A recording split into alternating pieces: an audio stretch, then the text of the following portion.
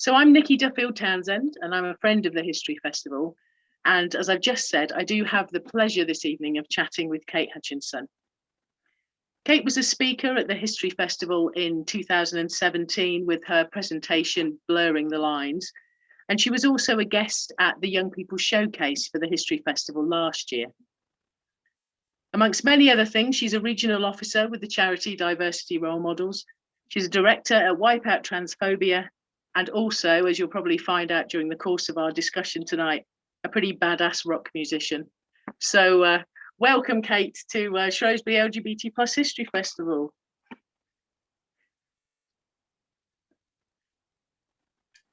Right there, I've just unmuted myself because that's been the highlight of my last 12 months. You're on mute. Thank you very much. Thank you for inviting me. It's great to come and do this tonight. It's great to have you back. As I say, you've kind of joined the Shrewsbury LGBT History Festival for a couple of years now, and this is the third, I think. So we're really pleased to have you here. I suppose I'll start with one of the questions. One of the things that I want to kind of look at is maybe covering some of the ground you talk about in your Blurring the Lines presentation, which we'll get onto in a minute. But I suppose one of the first questions to ask is, I'm wondering when you realised that your gender identity didn't quite fit with the sex you were assigned at birth, and kind of how did that come about for you? For me, it was pretty early, to be honest. I mean, and this is sort of my experience, and I always stress the fact that my experience is my story. It's not that of every single trans person on the planet, which quite often the media likes to make out. Yeah, probably around the age of maybe 5 or 6. And it was, right, I can remember this. There was a particular moment as well. And I think I actually spoke, I might have talked about this in the talk. I was probably about 5 or 6. I was in primary school, and it was sort of a realization. I'd felt a bit, something wasn't quite right. And I sort of realized one break time about, who were the people I felt comfortable with? Who were the folks I hung around with? What did I like to do? And generally, it's like most of my friends, all my mates were generally the girls. And yeah, the stereotypical things are very stereotypical as well in the 1970s.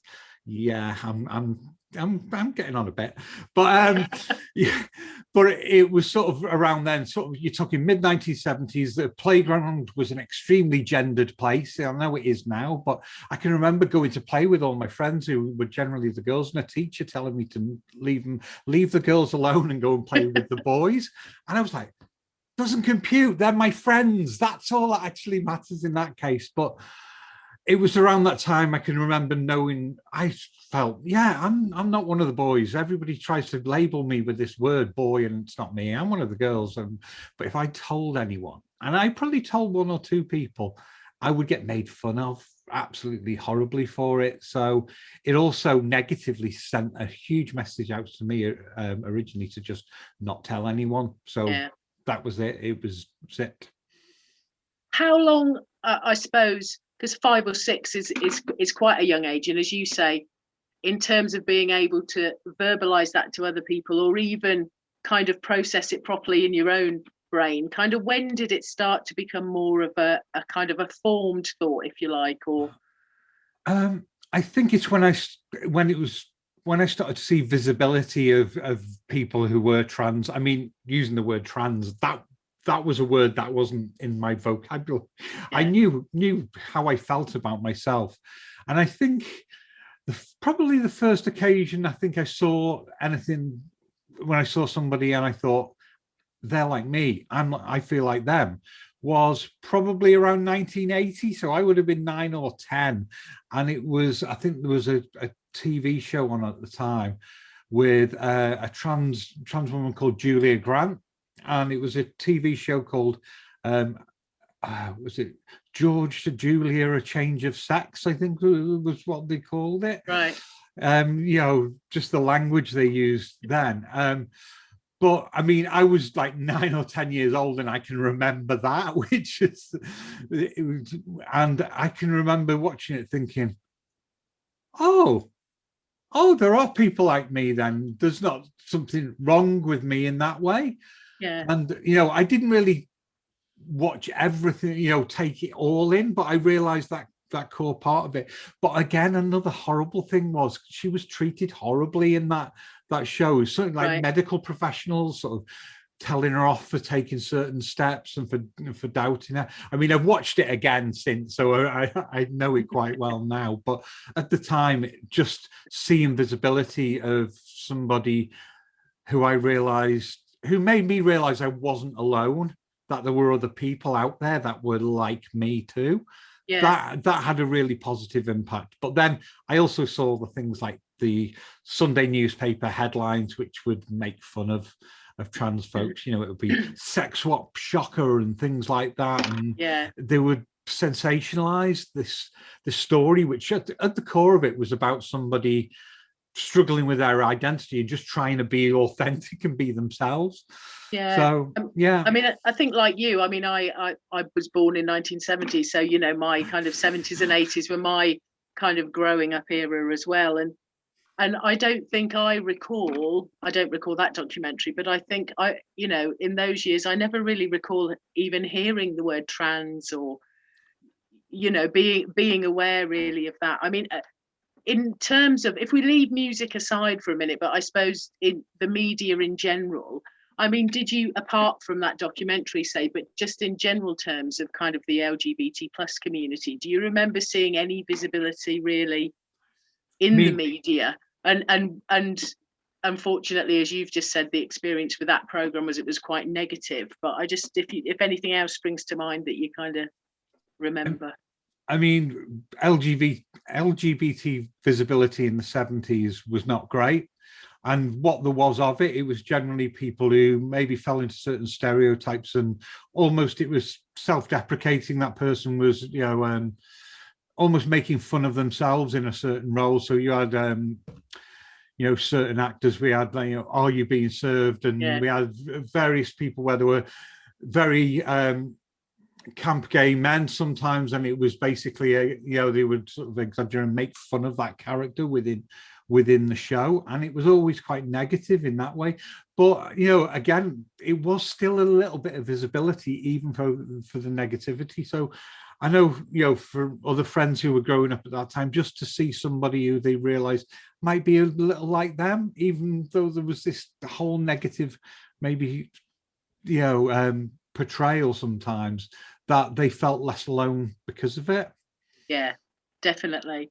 I mean, moving on a bit now, I mean, I know in Blurring the Lines, I mean, what you speak about in that presentation is clearly the focus on how music really kind of helped you through your teenage years, and seeing artists that kind of were portraying themselves, blurring gender lines and roles, both in their presentation, and also, I know you talk about in Blurring the Lines, just as well hearing lyrics, about kind of, as I say, gender stereotypes going out the window, really. I don't know if you just want to share a bit about that. Yeah, I mean, music's always been just huge for me. I grew up in a household where we didn't really have any musicians in our household as such, but my dad was a huge music fan. He liked a lot of American rock music and things of the 70s. So I sort of grew up with that soundtrack and lots of fantastic music around, and things like, I can remember listening to Carole King and things like this as background music growing up in the 70s, that whole West Coast American thing. And then I really loved music, and one of my earliest toys was like a drum kit and a plastic guitar. Things like that. I think I had one of those as well. But as I got older, I realized, it was the thing that got me through, even when I was like, a teenager. It really, then, especially when I started to really struggle with my identity, and I think I had no diagnosis then, but I suffered from depression at that point, when I look back at it now. And music was always the constant. Music was always the thing I had that I could console myself when I was feeling bad. The thing I had that was my thing that I could hold on to. And I really started to like rock music. I love the sound of big noisy guitars. That was always the thing. Yeah. And I always appreciated a lot of the stuff my dad liked, but then then my music taste got really wide as well, because then I was loving everything from heavy metal bands to ABBA. It was just, it got really, really quite wide. But I really loved rock music. And then somewhere in the mid-80s, I just heard about this one music artist, which I talk about in Blurring the Lines, which was somebody called Jane County.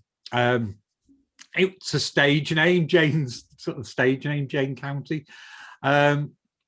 Originally, well, I'll tell you about the song first. I heard of a song by her in particular called Man Enough to Be a Woman, and the lyrics in it were like, wow. And it talked about, I'm trying to think the exact lyrics now. You think I'd know this the amount of times.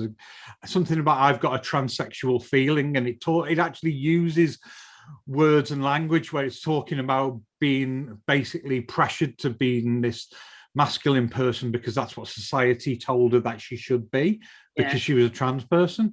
Again, not even using the words trans at that point. But then I looked into a little bit of Jane's history around then and found where she started off in New York in the late 60s with the whole sort of art and rock scene with Andy Warhol and the factory scene.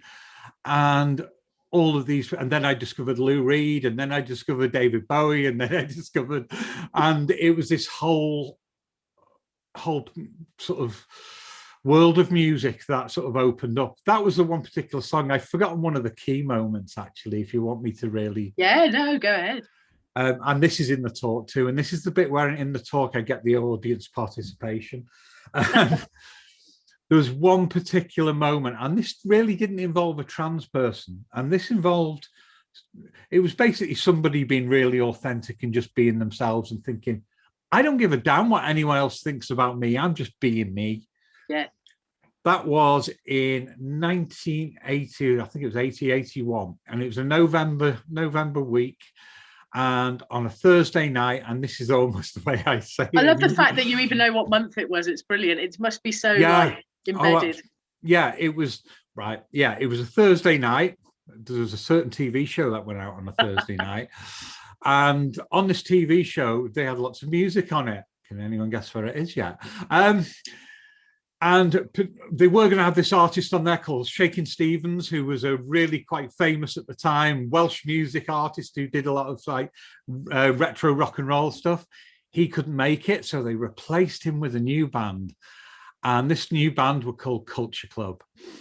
And at 7:00 on a Thursday night, on Top of the Pops, Boy George appeared on the TV screen. Boy George is a gay man with, at the time, he had a very distinct gender expression. So that's the way he outwardly just, showed himself to the world. And when he came on the screen, he was, he had this hat on, he had these amazing ribbons in his long hair, he had this fantastic makeup and these clothes. And my mum turned to my dad and she said, is that a boy or is that a girl?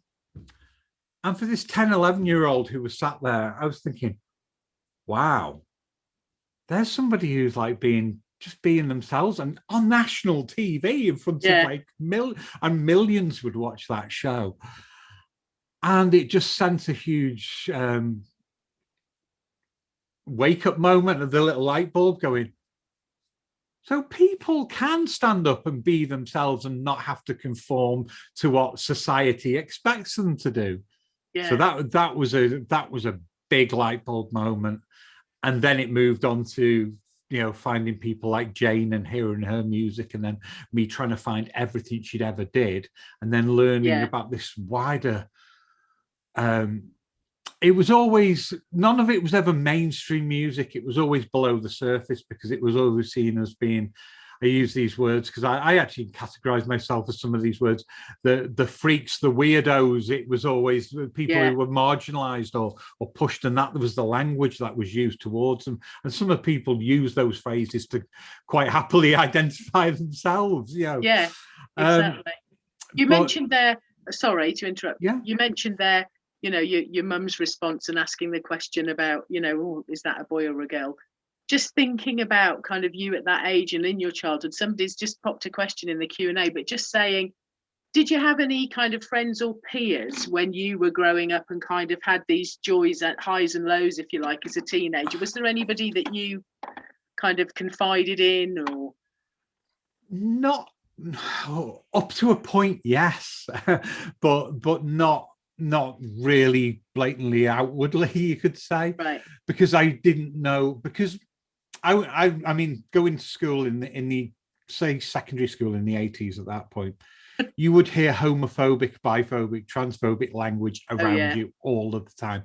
You would even hear teachers using, homophobic and misogynistic language as well. It was pretty vile thinking about it now, about that way that language is used. So when you hear language like that around you, you're not going to tell anyone generally, especially when you start hearing your closest friends laughing at it or joining in with that language.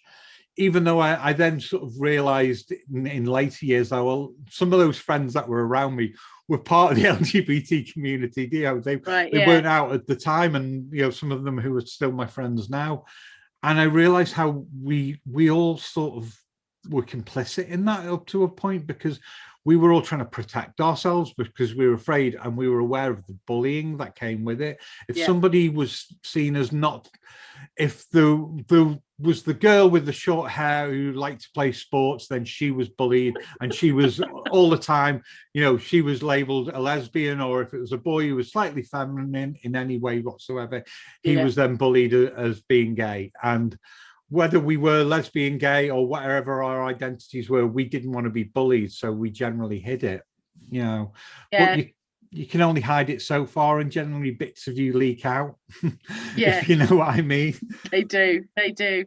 You mentioned Jane County there. Is there anybody else that you, maybe not even just in terms of their music, but just their expression in who's, not whether influenced you or inspired you a bit? Obviously Jane seems to have been kind of quite a starting point, but then as you were going on to say, you kind of started to expand that. Yeah, the biggest one, without doubt, and this won't be a surprise to anyone who knows me, is David Bowie in so many ways. Here's somebody whose whole, even how he identified himself during his life changed, and as well as his expression. There was the album he released, The Man Who Sold the World, and on the front cover, he was wearing a dress on the front cover. Yeah. And in America, they refused to release the album with that cover. Really? Because they went, can't have that, sorry. So they said, no, we're not going to release it until they came up with an alternate cover. And there's a black and white photograph, sort of slightly modified sort of black and white picture of him on stage as Ziggy, I think they've done instead. I think eventually they re-released it and put that cover on it, but yeah, they flat out refused to release it. And his expression changed so much through the years, and also how he identified even around his sexuality. So one time he quite openly said he was gay, another time he said he was bisexual. I don't say I know exactly what he identified as, but that was the thing. He felt he didn't have to really owe you an explanation. He was just being himself. And that again just really inspired me, and the fact that he never let things constrain him, which I found really inspiring, which is something I've tried to take with me all through my life. I've got an identity that I identify as a woman, and I'm trans. I'm proud of all those things. I'm quite sort of binary, I suppose, in how I identify, people might say, like that. But I always try and push the little boundaries. I always try and say, you can't tell me I can't do that because of some social expectation. I'm going to do it, which is actually go on. Sorry, no, I was just going to say, somebody's just popped another question in, Peter, and I know you you talk about this in Blurring the Lines, but Peter says, I love the song Lola by the Kinks, did you? But then he kindly put, perhaps it's before your time. It might be before my time, but I like that song. But it's funny because some people have thought that that song is transphobic, but without realizing the actual history behind that song as well, because, you know, it goes through like the Kinks going over to New York and seeing that whole art rock scene and being sort of tied in there. And part of the idea, one of the sort of stories, and I'm talking about Jane County again, in one of her books, she talks about, you know, going to dinner with Ray Davis once, and I think one of their one of the band, you know, dated a trans woman at some point, and they're saying it was that this part of the actual reason for that song. Yeah, people have got problems with some of the language used in that song. I think that's why they think it might be transphobic, but also right, they're using the language of the day, and the certain language and the way people used to talk about themselves and would identify themselves at those times, it was different. So again, Jane and a lot of the people involved in like Holly Woodlaw and a lot of the people who were part of that scene would generally would label themselves as queens. That's how they would, you know, work as drag queens, and they would call themselves queens. Yeah. But Jane is still around and about now, and she identifies as trans. She's quite proudly says, yeah, I'm trans, just the language has changed, this is who I am. So it's interesting, as somebody's popped a question in that actually I'd got written down, Rob, was I'm just wondering at the moment, is there anybody, any bands or artists at the moment that kind of you've kind of got your eye on or on your radar in terms of either inspiration or just in terms of, I mean, we'll go on in a little bit to chat about the work you do with diversity role models, but which is obviously involved in kind of education settings. But I was just wondering, in terms of newer music and sounds, is there anybody that you're kind of into? Yeah, I mean, I'm into lots of music, but if we're talking along the lines we're talking today, there's so many more artists now who are confident to just come out and be themselves as well. You know, just LGBT artists generally are just quite much happier to stand up and say, here I am. And, you know, with the raising of awareness around trans identities, we're seeing more trans people come out now. There's a band called Against Me, which have got a fantastic Laura Jane Gray, she's basically fronts Against Me, and she's just such an amazing presence on stage as well. She's actually been an inspiration for me when I got back into playing music on stage, because I was always scared of going near a microphone. Even like before, even though I was playing gigs before I transitioned, I was quite shy as far as going to go and sing on a microphone or shout down it. And when I got back on stage, one of the things I was really worried about is, because I transitioned as an adult, because just social attitudes and feeling in a safe space to do that, I went through a puberty that gave me a voice that broke, and I was really aware that I had a deeper voice, and I was really quite scared about, what if I get on that microphone and do something and people will look at me strange and throw things at me or whatever. And then I thought, yeah, you get on a stage, people throw things at you anyway sometimes. Particularly a rock stage. Probably. Yeah, and they're not all too pleasant things. But in the case of when I first saw Laura Jane Grace, it was a case of seeing her singing with a voice that was just her own voice, and she was just, this is me, this is who I am, and I'm gonna rock it. I'm gonna just put everything into that, and that made me think, yeah, to hell with this. I'm just gonna scream it out there. Because it's about your passion, and you're putting all your energy into that performance. I mean, I'm a huge believer in really giving a performance when you're on stage in that way.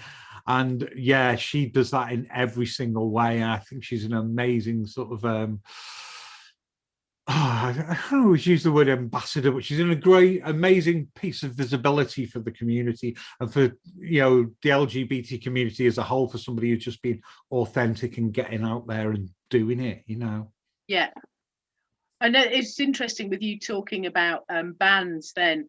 I know that from Blurring the Lines, there was an interesting bit for me because I was going to ask you about, and obviously from that talk, I'm aware that, as you say, you transitioned as an adult.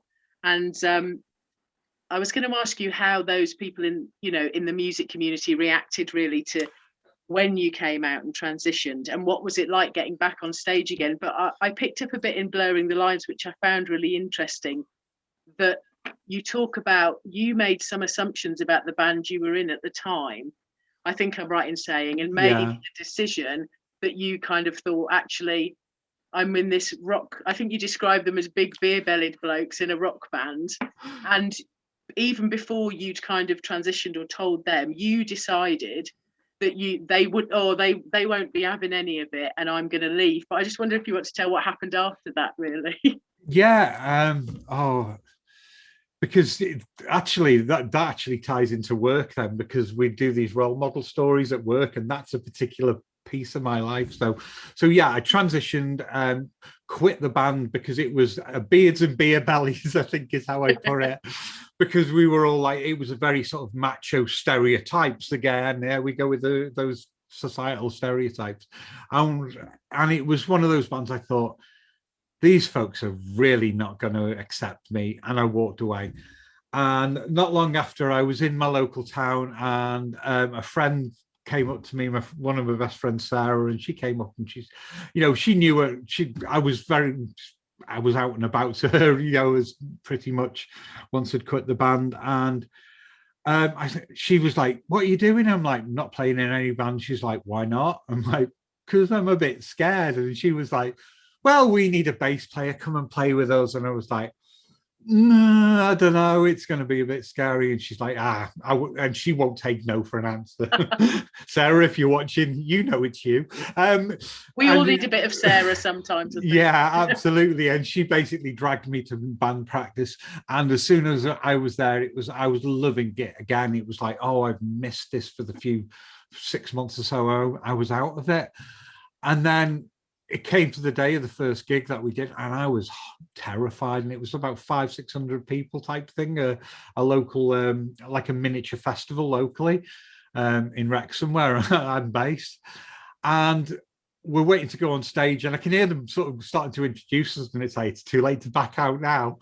And the fact that I also had to be there because my friends were relying on me as well, because I'm just one person in a band of 5 people.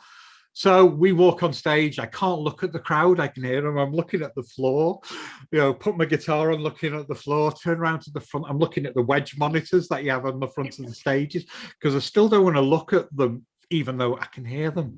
Then it's just like 1, 2, 3, 4, and the band starts. So instantly I'm concentrating on playing music. That's all I'm doing. Then I look to the right, and there's Paul, our guitar player, and he's sort of looking at me and he's smiling, and I'm like, I nod back and I smile. I look to my left, and there's Sarah on the microphone. She's looking at me, and it's like, yeah, that's great. I'm here. Breathe. And then I just made this sort of realization that if it wasn't for those 2 folks, I wouldn't have been back on that stage. And when I tell this story in schools, I'm telling it because it's a really important point about allies as well. Talking about the LGBT community as a whole, and anyone who's struggling through anything. Allies, friends, they're so important. So I always say the biggest thing that I tell to anyone is, really be that ally if you can, if you've got a friend who's going through it, but also really value your friends, value your allies, hold on to them, and, give them all the love you can. Yeah. I mean, you've kind of gone on to talk, you mentioned there about kind of your work with diversity role models. I'm just wondering whether you could kind of tell us a bit more about kind of what they do, but also your kind of role with them, really. Yeah, so diversity role models, I'll tell you sort of the story how they came about, if we got time. So it's their 10th anniversary actually this year. I first heard of them back in about 2014, something like that. they were formed basically because there was an incident in the south of England where there was a boy who went on a residential trip with his school. They played the game, spin the bottle, the dare game. And in that game, he got dared to kiss the boy next to him. He did. And as a result of that, somebody filmed it, somebody took pictures of it, and he got bullied. And it's really sad, really tragic that he got pushed to the point where he took his own life because of it. Not long after, there was a school teacher called Sir Ann Dixon who was working in a school in London, in Highbury Grove, and she was now lesbian proud teacher within her school, but she recognized that a lot of the language that had been used towards this boy was really prevalent in her school. So she decided she was going to put this charity together and tackle it. And the key thing about diversity role models, and it's been part of us right from the start, it's sort of a clue in the name, diversity role models. It's about sharing stories. It's about sharing our experiences as a really key part of what we do. So we go into schools, we will train teachers, we'll train governors, we'll do stuff with parents. But in our student workshops, we take volunteers who are from the LGBT community or allies to come in and talk about their life experiences with those young people. Like I've just shared that story about me getting back on stage.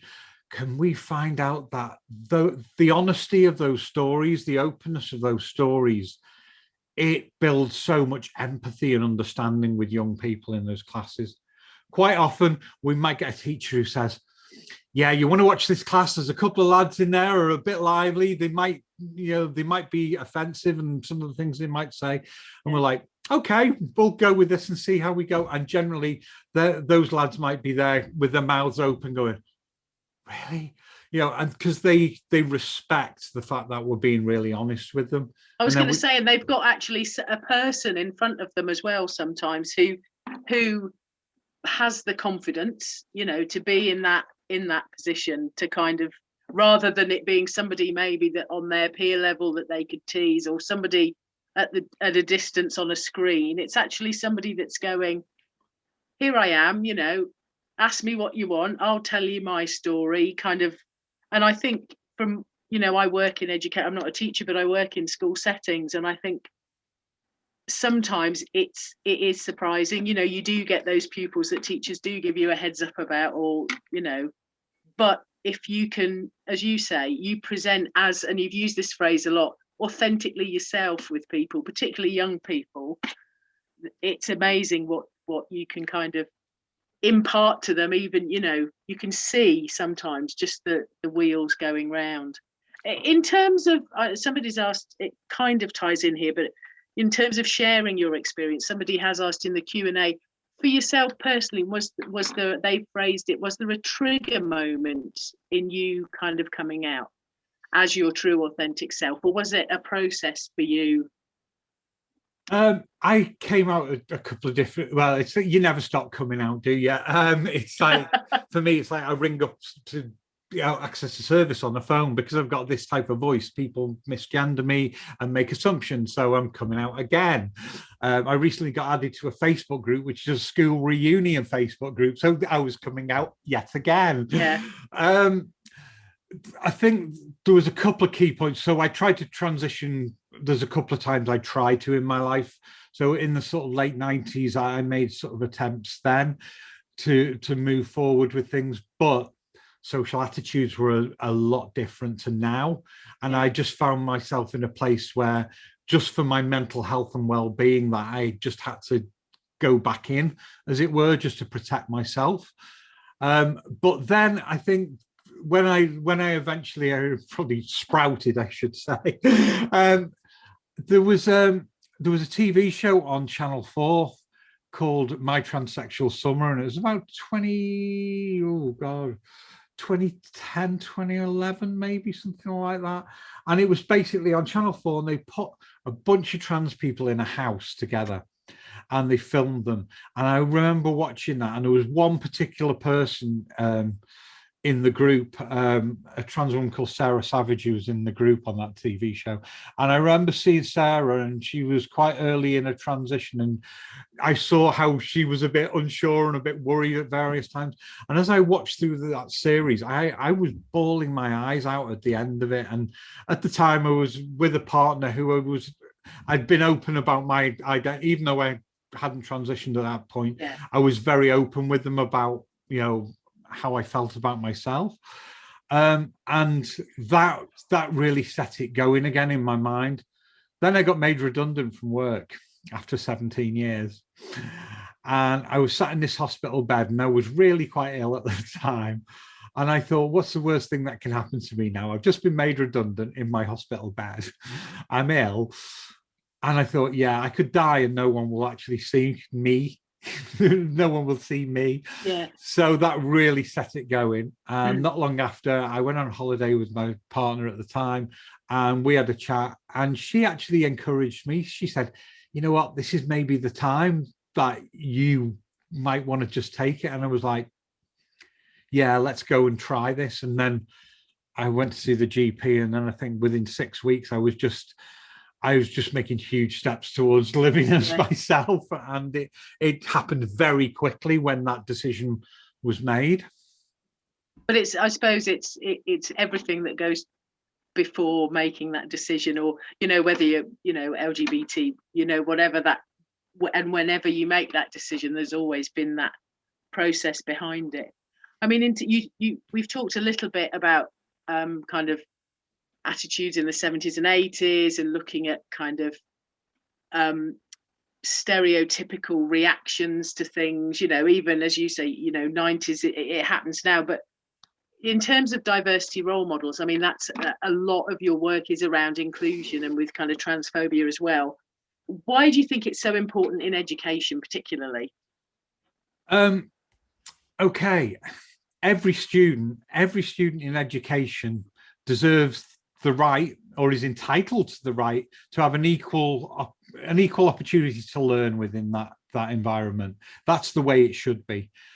If we're not supporting all students in who they are, if we don't provide an environment that any student, no matter who they are and what their differences are, because a big key thing about DRM, diversity role models, is about celebrating our differences. Every last one of us has got a difference.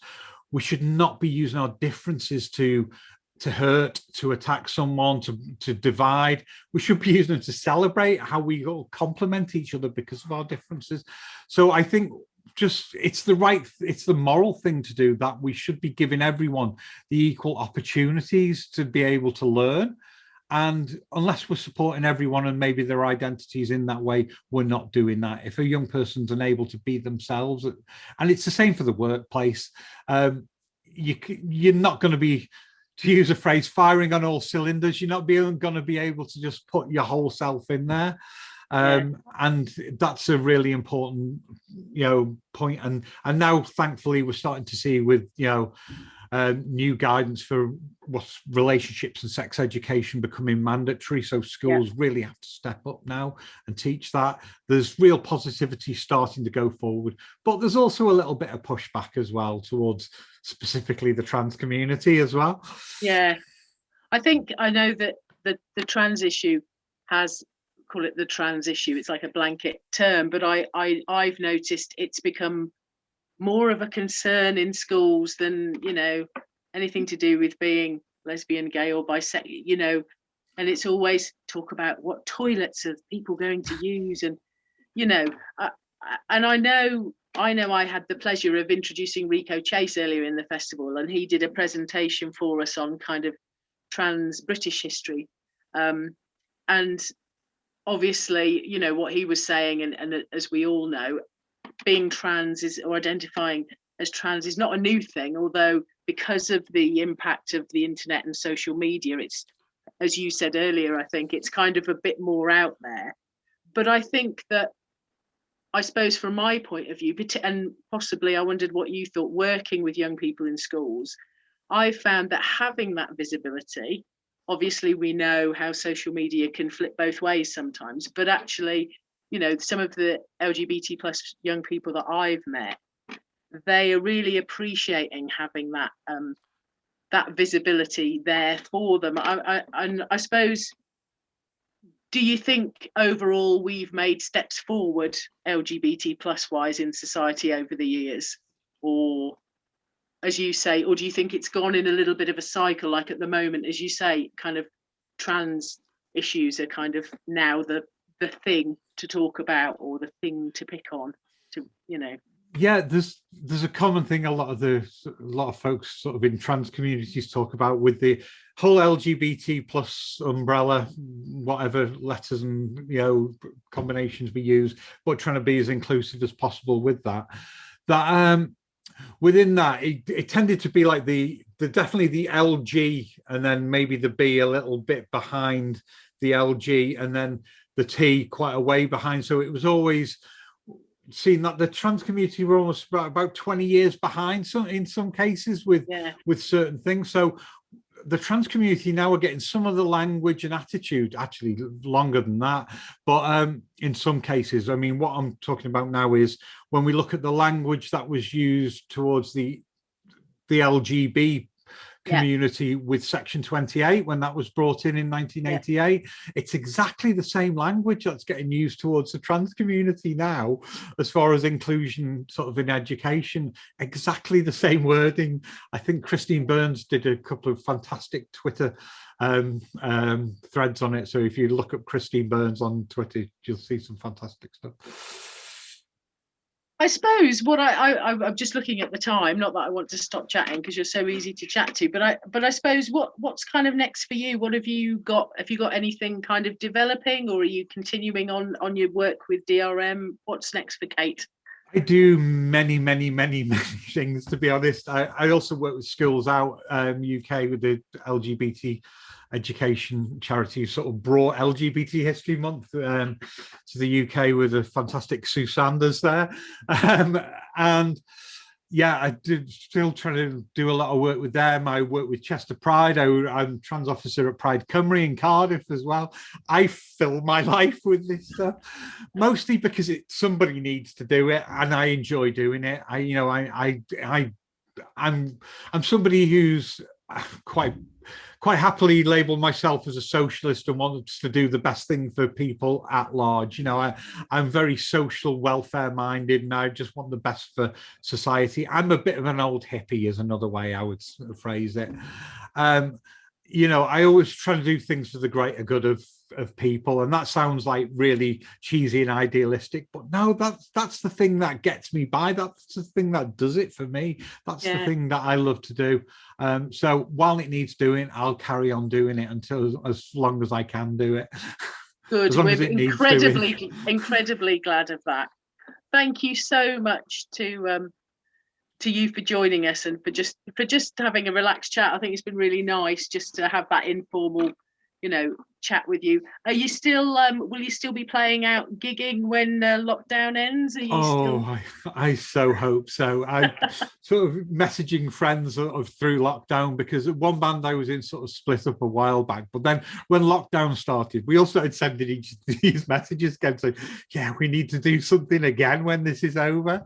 I just love it so much, and I miss it so much, but it's just recently I've started playing my bass again and getting guitars out and making a little bit of music at home again, just little bits when I'm feeling up to it, because I'm finding it does pick me up occasionally. So yeah, I'll get back to that place. I want to be back on stage where I can feel the sound I'm playing through the floorboards I'm standing on, that sort of feel. You know, I can't wait till we get back to that place, but it'll happen when it happens. It will, and we look forward to it. Kate, I hope we get to welcome you back to the History Festival in Shrewsbury for many years to come. It's been a great pleasure chatting to you.